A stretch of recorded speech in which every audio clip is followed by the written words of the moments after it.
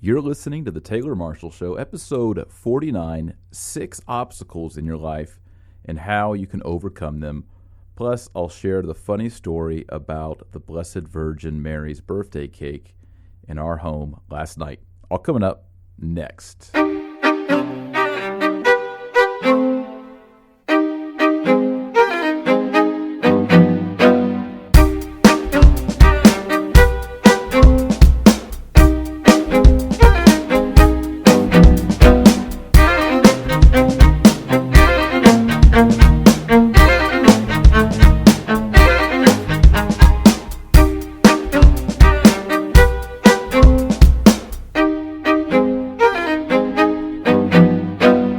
Howdy, and thank you for tuning into the Taylor Marshall Show. This is the podcast for everyone who wants to create daily habits and learn enough theology to take their faith to the next level.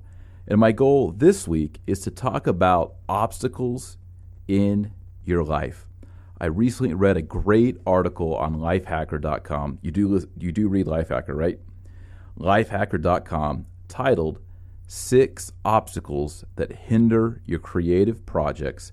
It was written by a young lady named Courtney Seiter, and I loved it. It spoke to me. I struggle with getting creative projects done. I have a lot of them on the table. Not all of them pan out.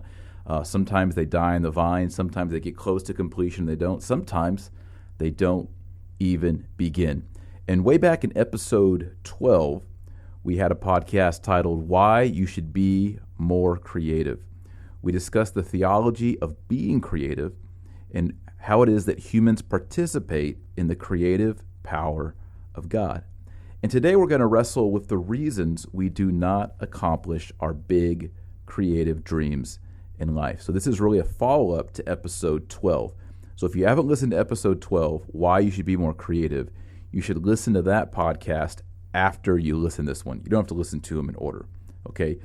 Now, before we do that, I want to share a humorous story that happened to our family actually just yesterday. So over the weekend, Joy and I were talking, and the kids always look at the calendar because if it's a Saints Day that falls on if one of our kids' Saints Day falls during the week, they can pick ice cream, desserts, whatever. And since we have 7 kids, and they all have a first name and a middle name and sometimes a confirmation name that's named after a saint, we have a lot of these ice cream parties. There's like 21, plus we have a daughter named Mary, and all the Marian feasts get hit. So they noticed that on Monday was the feast of the Nativity of the Blessed Virgin Mary. That's right, September 8th. I'm recording this podcast on September 9th. So they said, can we have a special day? And historically, we have had birthday cakes for the Virgin Mary on September 8th because that's her birthday. So Joy and I were talking about it over the weekend. I think it was on Saturday. I said, we should get a white-on-white cake. We always get white-on-white because she's pure. She's immaculate. And I said, maybe, some blue trim, maybe. Maybe we could put a little statue of Our Lady on the cake or something. Kids always like that. And some candles, some white or blue candles. So we agreed on that, and the kids were going to help Mom make that on Sunday, so it would all be ready on Monday after dinner for the feast of the Blessed Virgin Mary's birthday, her nativity. Well, when Joy was at the grocery store on Sunday afternoon after Mass, she noticed that there was a big cake already made. It was a white cake with blue trim in the day-old cake area, so it was discounted. The only problem was that it had a giant blue Dallas Cowboys logo on the cake. So football season started. The grocery store made a giant Dallas Cowboys white and blue cake. No one bought it for Sunday, and so it was sitting there, discounted, ready to go. So Joy saw it. She's like, this could work out. So she went to the lady behind the counter and said, could you remove this logo of the Dallas Cowboys from the cake and then have scripted on the cake, Happy Birthday, Mary?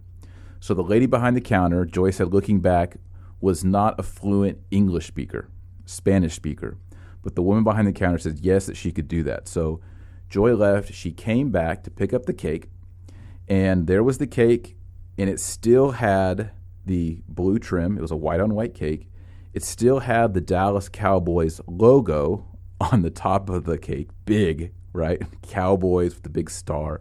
We live in Dallas, in case you're wondering, not far from where the Cowboys play. And then scripted in red frosting, not blue, was Happy Birthday Marie, Marie. So my wife felt bad. And I said, well, you didn't pay for it, did you? She's like, yeah, I actually did buy it and brought it home. And I was like, let me see this. So I go into the kitchen, and there's this big cake, white with blue trim, Dallas Cowboys emblazoned on the top of the cake, and then Happy Birthday Marie in red across the bottom. So we just went with it. Our birthday cake for the Blessed Virgin Mary on September 8th, had a tribute to the Dallas Cowboys on it. It's a little unusual. We did get a statue of Our Lady and set it next to the cake, and we did have a blue candle in there that the kids blew out. And I'm going to play a little clip right now of us singing Happy Birthday in front of our Dallas Cowboys / Virgin Mary birthday cake. Here it is. Hey. 1, 2, 3. Happy birthday to you. Happy birthday to you. Happy birthday, dear Mary. Happy birthday to you. All right, Mary, blow it out. Yay! Woo! There they are, the Von Trapp Marshall family. All 9 of us singing. My voice was a little loud because I was holding the camera. But there it was. It was a good time. Had some cake. Celebrated the Blessed Mother.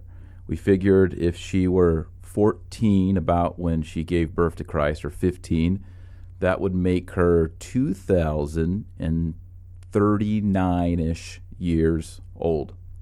Wow. And as Jude pointed out, yeah, Dad, but she still looks so young, right? Okay.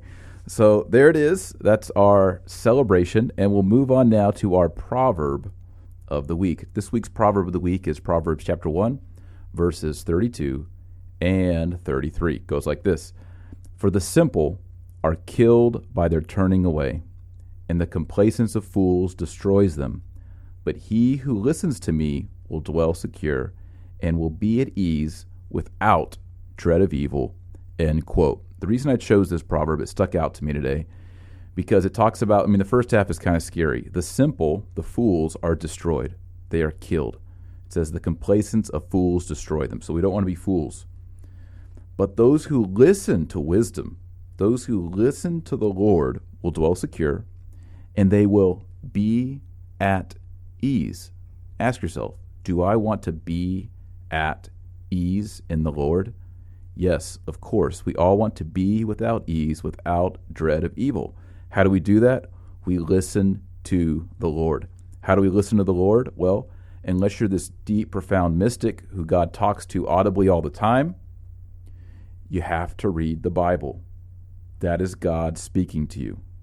First, we get deep in the Bible, then maybe God might bring you private revelations. But if you're not deep in the public revelation, which is the Word of God, the Bible, you can't expect to have a direct phone line with God. He's already speaking to you right now in the Bible. Pick it up and start reading, and you will be at ease without the dread of evil. Okay, so let's get down to our featured segment, 6 obstacles in your life and how to conquer them. Again, this article, which this podcast is based on, appeared on Lifehacker, and before that was on the Buffer blog. And it's written by Courtney Seiter. And she lists 6 reasons why our creative projects are hindered. And each of these has a spiritual application as well. Courtney doesn't do that in this article. I'm going to add that part as a piece of commentary to each of them. Okay, so Courtney begins, first of all, number 1. The idea, the creative idea, doesn't feel complete yet. The idea doesn't feel complete yet. So for me personally, what does this look like? Well, I'll have a book idea or a project idea, and it's hard to see how every single thing is going to work. Maybe you want to write a book. Let's just use a book as an example, because all of us know what a book is, and we generally understand how a book is written and published and created. It's not rocket science. It's not like, creating an app or creating, a piece of advanced technology. A book is a book. So you have the idea of the book, and maybe you're worried like, well, how would I get people to know about the book? Or how do I get an agent? Or I don't know, what if I don't like the cover art after I've done all the work? And so you begin to get bogged down by thinking of all the parts that aren't complete. And of course, the way to overcome this is to break it down into little pieces and realize that you're not going to know everything at the beginning. And part of the perfection is the process and the progress along the way towards completion. For example, I've written now 6 books. I had a general outline when I sat down at the keyboard, but I learned a lot along the way. And sometimes I'd scrap an entire chapter. Sometimes I would say, I need 3 chapters here. Sometimes it was, I need to go interview someone and learn more. I need to find a book on this and read it. And even when it comes to cover art and editors and typesetting and all the things that I didn't even know were involved in books, you learn that along the way. A friend of mine was talking about putting together a podcast. He really wants to get into podcasts. He listened to this one. Matthew, shout out to you. And he's thinking about doing a podcast, but he's like, I don't know how the RSS feeds work, and I don't know how to, the mixer and the mics and, all these different pieces. And I said, hey, did you know how to work car seats and strollers before you had a baby? No. Same thing with these creative projects. You're not going to know how to work a car seat and a stroller if you don't already have a baby. Once you have a baby that you need to transport, you commit to yourself, okay, now I'm going to figure out how to work the car seat and how to work the stroller because I have to.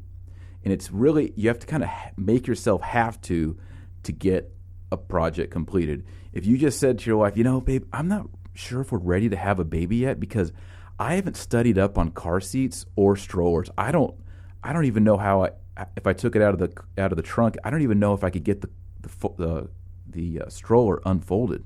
So maybe we should hold off on having babies. No, of course not. I have 7 kids. I still don't know how to work the stroller, but somehow I move them around, right? We get new strollers like every year or two. We could have, if we had all the strollers we've ever owned, it'd probably be like 35. It seems like Joy is always buying strollers, and I never know how these things work. There's always a new button and a new latch, and anyway, I have to have her and the kids show me. That's a side note. The point here is you must begin, and even if you only know 20%, you do the 20%, and that 20% is going to force you to do the 30%, the 40%, and the 50%. Think about marriage. It's the same way. You didn't know for those who were married, you didn't know what you were getting into. You had to learn a lot of skills, a lot of tools after you got married. If you're a priest or religious, it's the same thing. When you went to seminary, you weren't prepared for what you were about to go through. And even after you finished seminary, you graduated, you ordained deacon and priest, there's no way for you to know everything there is about being a priest. You just have to begin with the first step. So the first one is we're paralyzed by the fact that we can't complete the idea 100% in our mind.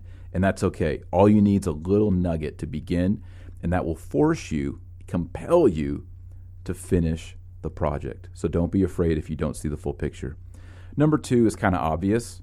She writes, the creative idea is just too difficult. It's too hard. This one really comes down, she doesn't say this in her article, but this one really comes down to the cardinal virtue of fortitude. We as Christians, we as Catholic Christians, should have an extra measure of fortitude. We should be willing to do things that are a little extra hard, extra difficult.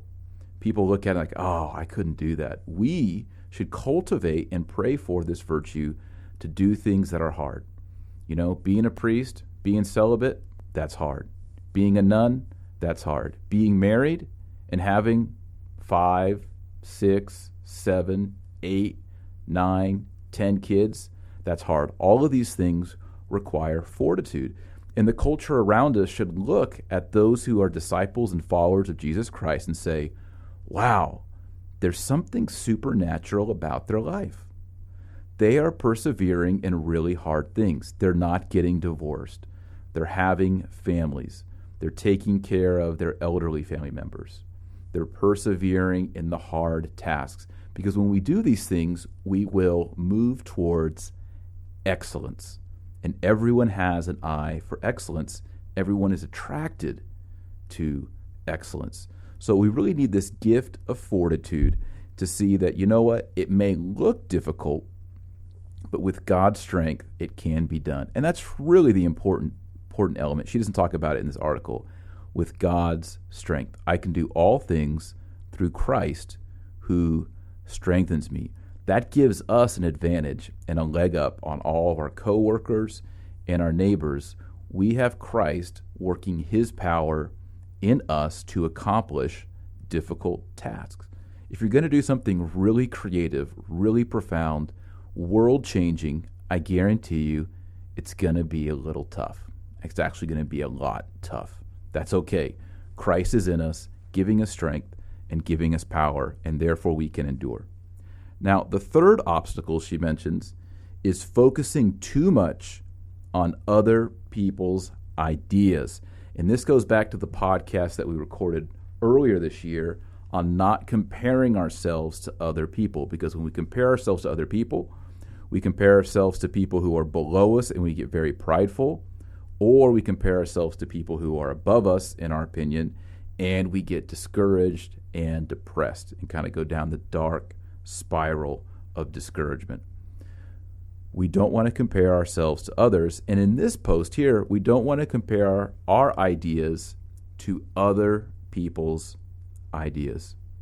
When I wrote my first book, it was The Crucified Rabbi, and I was pitching it to agents and to publishing houses. And there was a major publishing house, a Catholic one, I won't say which, who was interested in the book. And they wanted, I think, 6 or 8 months to review it and get back to me on it, and they were interested in it. I was so excited, finally had caught in the braid, because writing the book is the easy part. Getting it published is the hard part. And finally, they got back to me, and their answer was, well, we already have a book on Judaism and the Old Testament and Catholicism. I don't know if we could have another one in our catalog. It's kind of already accomplished. And I was so discouraged. I was like, oh, I lost my big opportunity here. But you know what?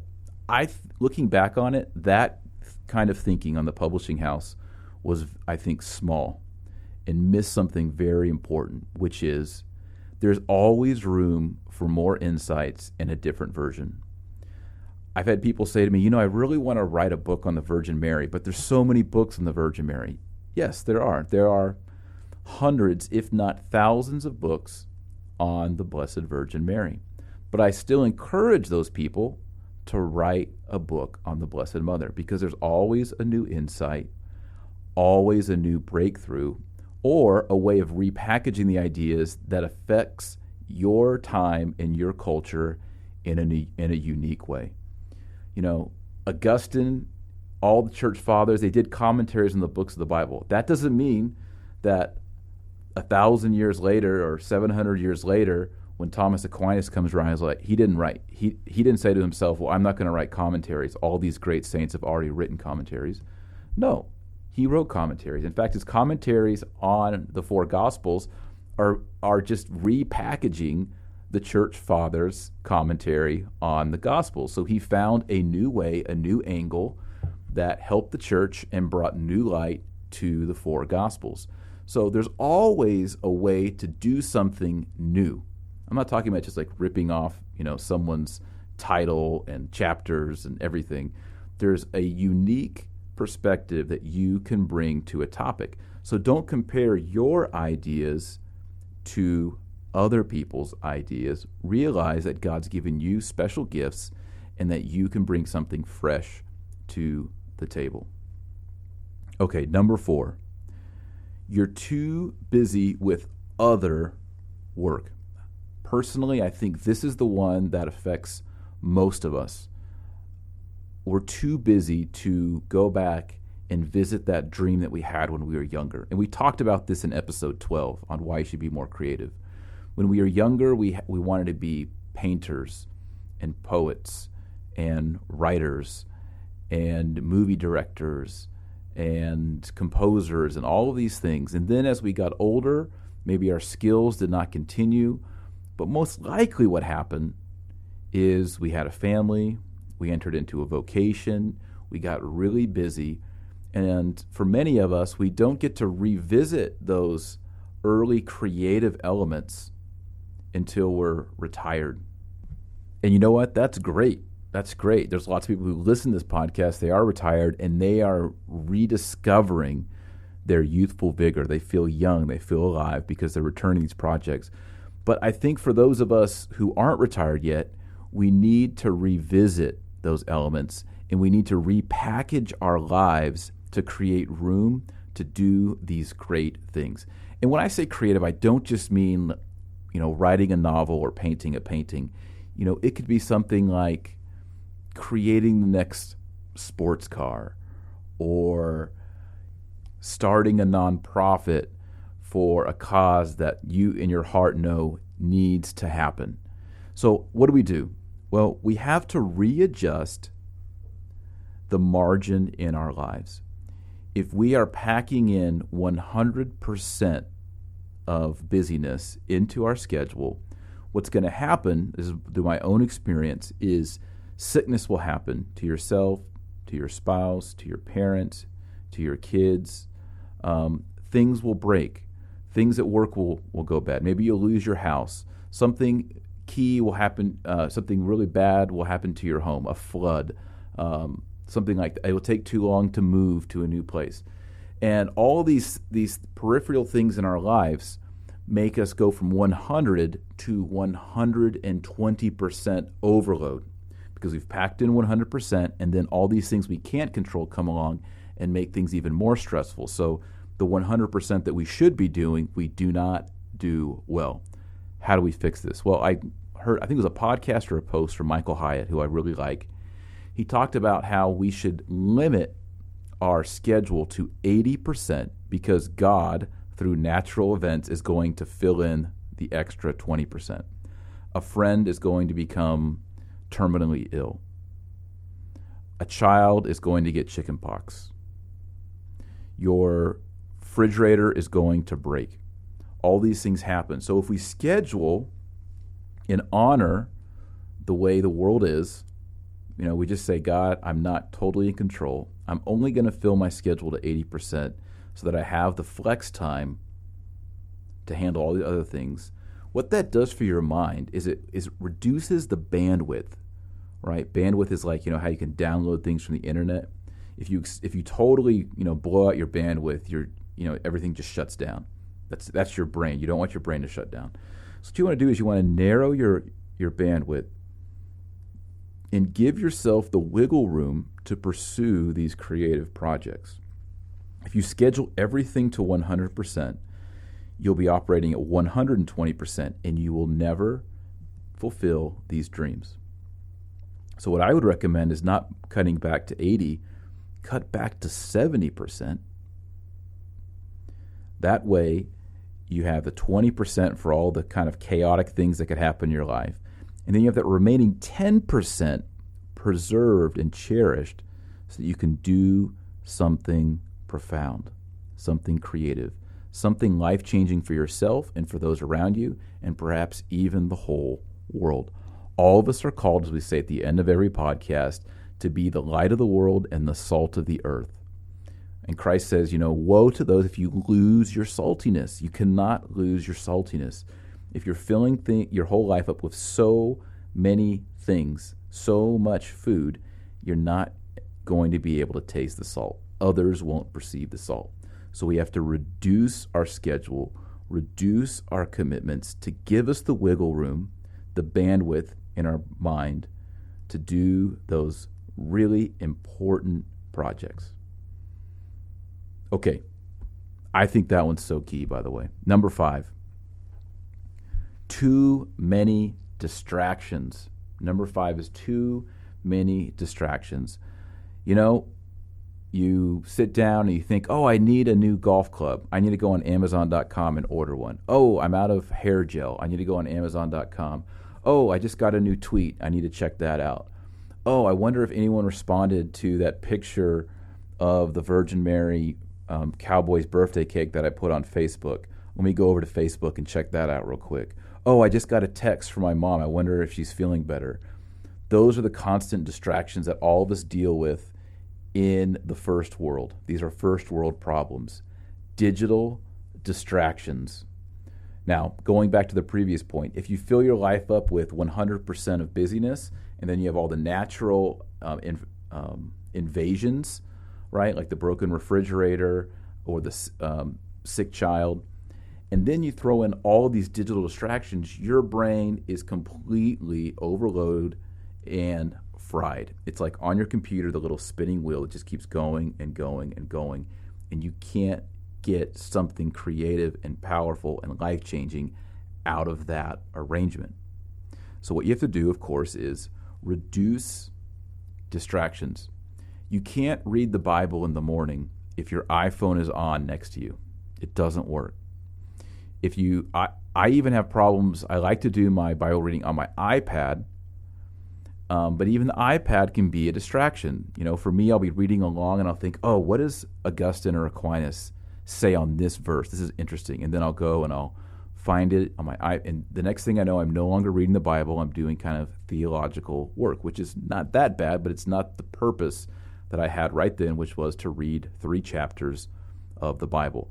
And just as a side note, I keep my iPad much more trim when it comes to apps and features, because I do a lot more reflective reading and work, like the Kindle and all that, on the iPad. And so I don't want to have constant buzzes and interruptions. I'm pretty low maintenance when it comes to that on my iPhone as well. But we got to remove all of these distractions. This is one reason why I think there will always be physical books. To go into a field, to go into the woods, to go on a mountain with a book and be completely undistracted, completely into a text or into thoughts is essential to being a human. And I think wherever electricity follows us, there's always going to be a distraction. For example, today I went home from lunch and my wife was there. The 2 little kids were sleeping. Our 2 oldest sons had gone on their daily jog. We're making them run to increase their brain power, but also to get them tired. Okay, so they're out running, and at a half mile, Gabriel, our oldest, fell down and cut open his knee. So he has a cell phone on him. We give him a phone when he babysits or goes out away from the house. He calls my wife, Joy, and says, hey, I fell down. You need to come and get me. And we say, well, and I just get home from lunch. Well, just walk home. It's half a mile. No, I'm bleeding everywhere. You got to come get me. No, we're not. So he just keeps calling, texting, calling. Finally, I just pick it up and say, Gabe, you just got to walk home. We're not going to come get you. It's just a scratched knee. I've had tons of them. Just walk home. So eventually he came home. But what this revealed to me, and Joy and I were talking about it, when we were kids, we would go on bike rides or runs or to the park, and we would, of course, get hurt, fall down, sprain an ankle, scratch a knee. But we couldn't call a cell phone to our mom or dad and say, come help me. You just had to tough it out. And that was good for us. That was awesome. And kids these days, like my own kids, we're afraid that they're going to get kidnapped or if something really bad happened to them. So we give them a little pocket, a dumb phone.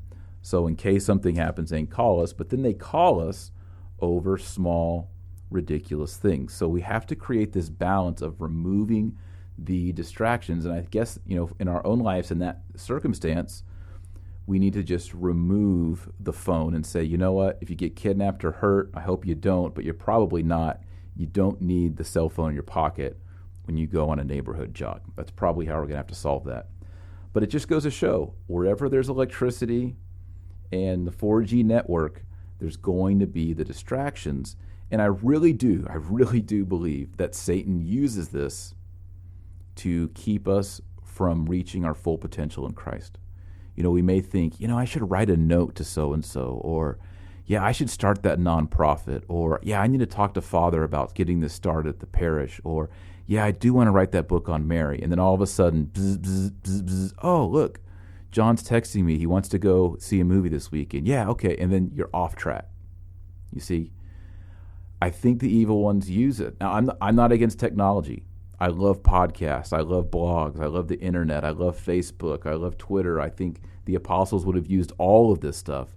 But just like all good things, like food, money, sex, pleasures, they all need to be moderated and monitored. So we have to be vigilant about these distractions that crowd in and take our focus off the big goals in our life. And number 6 is fear of failure. This is a big one. People talk to me. I used to, take a lot more email requests and even talk to people on the phone. Right now, with so many people on the blog and the podcast and the books, unfortunately, I'm not able to have those less formal conversations. But people are afraid of failing. It goes all the way back to kindergarten. You're much more daring when you're 4 or 5 years old, but once you pee your pants in front of the classroom, everybody laughs at you. You begin to be self-aware in front of your peers. And when you make the lowest grade, kids make fun of you. And when you get picked last at PE for the sport game, the basketball game, you realize I am the least valuable athlete out here during this hour. And this begins to set this pattern in us of a avoidance of failure. And the easiest way to avoid failing is to do nothing. The easiest way to avoid failure is to do nothing. You might think, well, the easiest way to avoid failure is to win. That's how we all like to think.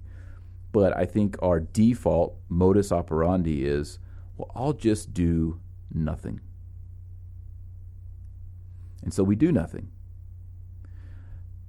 We often disguise this through lies that we tell ourselves. Well, I don't have enough money to get that started right now, or I don't really have the time in my life right now to do that. But at root in a lot of these creative dialogues that we have with ourselves is a subliminal fear that we will fail. If we write the book, people will say it's stupid and horrible. This is the worst book ever on the Virgin Mary. And that hurts bad. Let me tell you, the hardest things that I hear are critical things about anything that I've produced, whether it be one of my children or a book or a podcast or whatever. Critical commentary is really tough to take, especially when you harnessed all of your creative energies and threw it out there into the public. You feel completely naked, and you just want someone to run up and cover you and say, that was awesome, way to go. But if they point the finger and snicker and they laugh, that hurts really bad. And I've experienced it. It hurts really bad. And it goes back to this virtue of fortitude. You have to say to yourself, you know what? I'm living in the presence of God. Christ is my judge. And if people laugh at it and they mock at it, so what? I was talking to a guy who's a blogger. He's recently started blogging in the last couple of years. He's so successful, just blowing it up, writing good stuff, challenging people. I'm just so proud of him. And I remember in his early days, he and I were on the phone talking, and he was like, well, if I do this, people might say this. And I said to him, I guarantee you that they will say that. Does it matter in this decision? And he's like, that's a good point, right? There will always be the heckler. There will always be the person that tries to tear you down, especially if you're creative and especially if you're out on a limb, because that convicts other people. If you're out there doing amazing things and being bold and creative, the people who are less secure are going to scratch at you and throw stones. And that's okay, because it doesn't matter. All that matters is the face of Jesus looking down onto your life. And if you can put your head down at night and say, you know what, I am doing what you want me to do, Jesus. I know it, and I'm scared, and I don't know if it's going to work, and I don't know if whatever I'm going to create in the end is going to be beautiful or valuable. I'm going to keep looking at you, though, and doing it. It doesn't really matter what all the people say. And if they say you're a failure. You know, Mother Teresa says we should be more concerned about being faithful than being successful. And that's really what this comes down to right here. It's about being faithful. Now, I can hear some of you saying already, well, Taylor, that sounds great, but I don't even know what I'm supposed to be doing to be creative. I know God wants me to do something great, but I don't know what it is. So how can I lay my head down on my pillow at night and say, Jesus, I know I'm doing your will when I'm not even sure? And maybe that's the seventh reason that it's not listed in this article. Maybe it's a paralysis about what is God's will in my life. And to those people who are thinking that and making that objection, I would say this. You have to be with Christ. This is why almost every podcast I say you must be doing mental prayer every day. You must be reading Scripture. You must have a deep interior life. You must go to Mass. You must pray the rosary, because it's in these moments in which you will get blinding clarity about what you're supposed to be doing. It is possible to have clarity on what you are supposed to be doing. Going back to point number one, you may just have 20% of it through prayer, and the 80% of it you have to step out on faith, and it's scary. But you have that 20%, and you can lean on it, and you can trust on it, and you can pull yourself up on that 20%. But if you're not with him, you're not going to have the clarity. If you're not reading the Bible and studying the lives of the saints, how are you going to even know to get started? You're not. You have to be in tune with the Holy Spirit who lives in your heart through the grace of baptism and is strengthened through the grace of confirmation. So that's really the key. So I'm going to review these 6 obstacles in case you forgot some. The first one, the idea doesn't feel complete yet. Number 2, the idea is just too hard. Number 3, focusing too much on other people's ideas. Number 4, you're too busy to accomplish your idea. Number 5, you're too distracted to accomplish these creative ideas. Number 6, the fear of failure for your idea. And then I guess the 7th one that we just added at the end, it just kind of hit me here at the end, is paralyzed by not knowing what God's will is for your life. Worrying that what you're about to do may or may not be God's will, and therefore not doing anything. So there are the obstacles. I want to encourage you. I want you tonight or tomorrow to just carve out 5 minutes. Get your iPhone out, set the timer for 5 minutes. Get out the Bible, read a chapter. I don't care where you pick, just pick a chapter. I would encourage you to maybe focus on Proverbs, the Psalms, or the 4 Gospels. Read one chapter, close the book, keep your hand on the book, and then say, Jesus, come right now, be with me. Let me feel you. What do you want me to do in the next 6 hours based on what I just experienced right now? In other words, don't say, do you want me to start a new Catholic television network? Right? What do you want me to do right now? I want to learn to hear your voice. I want to discern your presence in my life. I want to have an encounter with you. Just show me what I need to do in the next 6 hours. And it may be that you need to write an email to someone, or it may be I need to read that book, or it may be I need to write the first chapter of this book idea I have. I don't know. But really believe that Jesus is alive in your life and then act on it. That's the advice for those of you who want to go ahead, pick up the flag, and carry it down the field for the kingdom of God. All right, very good. That's our featured segment. And I have a little announcement. It's based on creative ideas, actually. New book, Augustine in 50 Pages, will be made available for free to all of you listening at taylormarshall.com. But you have to sign up for it. So go to taylormarshall.com, In the upper right corner, you'll see Get Your Free Book. Put your email address in there. You'll get not only Thomas Aquinas in 50 pages, but you'll get the new book, St. Augustine, in 50 pages as soon as it comes out. By the way, this book, St. Augustine in 50 pages, I have to thank all of you. On March 29th, which is my birthday this year, I went on the blog and said, hey, I want to write a free book for you.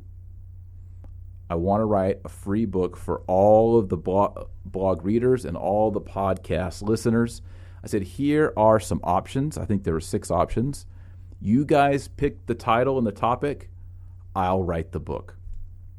That's an easy way to get creative right there. Y'all picked St. Augustine in 50 pages, and I just started working on it, and it happened. There were times when I told Joy, I'm never going to get this book finished. It's going to take an entire year. It's going to be my birthday again, March 29th, and I'm not going to get there. There was another time when I thought to myself, Thomas Aquinas in 50 pages was easy. I could write that in like a month or two because Thomas Aquinas is my specialty. I can just flow. I can get in front of a classroom and talk about Thomas Aquinas.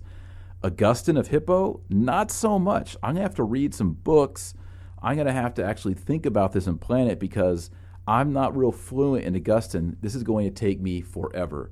This is way too hard. I even blamed myself and said, why did I give the readers and the podcast listeners options? I should have just said, well, here's the one book I want to write. Here's what you're going to get. I should have never given them options. And so I started to blame myself. I basically went through all 6 obstacles in creating this book. Well, it's here. It was extremely rewarding. At the very end, I really felt as if St. Augustine himself was in the room right next to me. One of the most rewarding, almost mystical experiences I've ever had writing. So that book right now is being edited right now by Shannon Valenzuela at Sister Muses. Steve Nelson just created the cover art. If you want to see the new cover art, it looks awesome, the prototype. Go to taylormarshall.com today and you'll see it. It's the first or second post right there. Okay, so tip of the week. Tip of the week this week is a simple one, and it's write a note to someone special in your life. Not an email, not a text. Get out a piece of paper. You may think to yourself, I need to buy some stationery first. No, don't get stationery because then you'll delay it and you'll never do it. Get out a piece of paper, get out a pen or a pencil, and write a note. And then lick a stamp, put it on the envelope, and put it in the mail today before the day's over. Write a note to someone special in your life because now, more than ever in the history of the world, writing a physical note has more value than any other form of communication because it's rare. And rare things have value. Everybody texts, everybody emails, but a note in the mail, now that says something. Okay, so if you enjoy listening to this podcast, I would really, really, really, and I'll add one more really, really appreciate it if you would rate this podcast on iTunes. You go into iTunes and you search Taylor Marshall Show or Taylor Marshall Catholic Show. It'll come up and you can click on subscribe, which will get the show every Wednesday. And then if you would kindly leave a review, it would mean so much to me. You can leave a 1-star review all the way up to a 5-star review. Just as a hint, 5-star reviews are the best. And I love reading what you guys write on there. And I want to thank all of you. There's well over 200 5-star reviews on there. Thank you so much. It not only helps this podcast have more followers and people to find it in iTunes, it also encourages me to continue with these the obstacles in my own life in recording these podcasts. And our Latin word of the week is, I like this one, scandalum. Scandalum. It means scandal, but it really means a stumbling block. So a scandalum is not just like, ooh, that girl is scandalous, right? We kind of think of scandal as in, a presidential scandal. Really, in Latin, a scandalum, of course, is sort of this shocking expose, but it's also a stumbling block. You're walking down the road, your foot jams up against a rock, and you stumble and fall down, and your toes bleeding. you just hit a scandalum. And I think it's great to think about, a scandal in this way, because all of these obstacles that we talked about today, the sixth and then the final seventh one, are in a sense scandalums. They're scandals in our Christian life.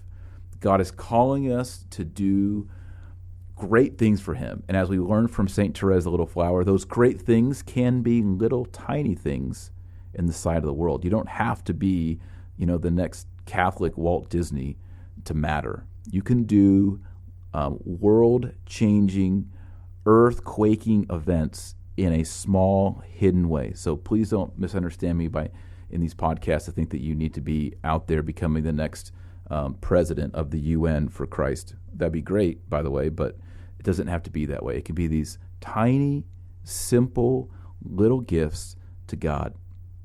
But as we move through our lives, we are often scandalized when we trip along the way by fear, doubts, worries, and think of it this way. Think of yourself as having a big broom or a big rake in front of you, and as you walk, it's moving all those rocks and all those rough places out of the way.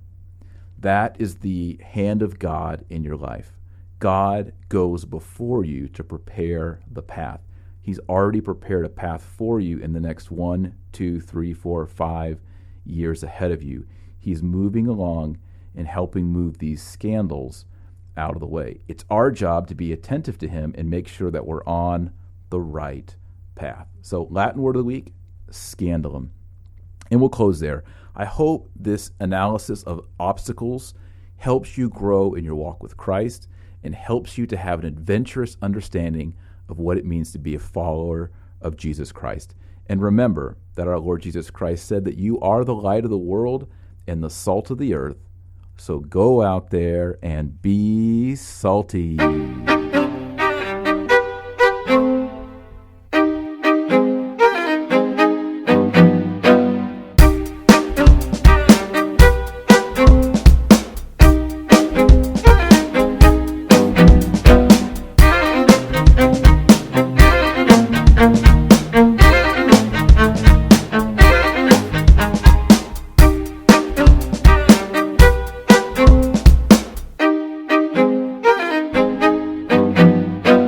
Got the eye of the tiger.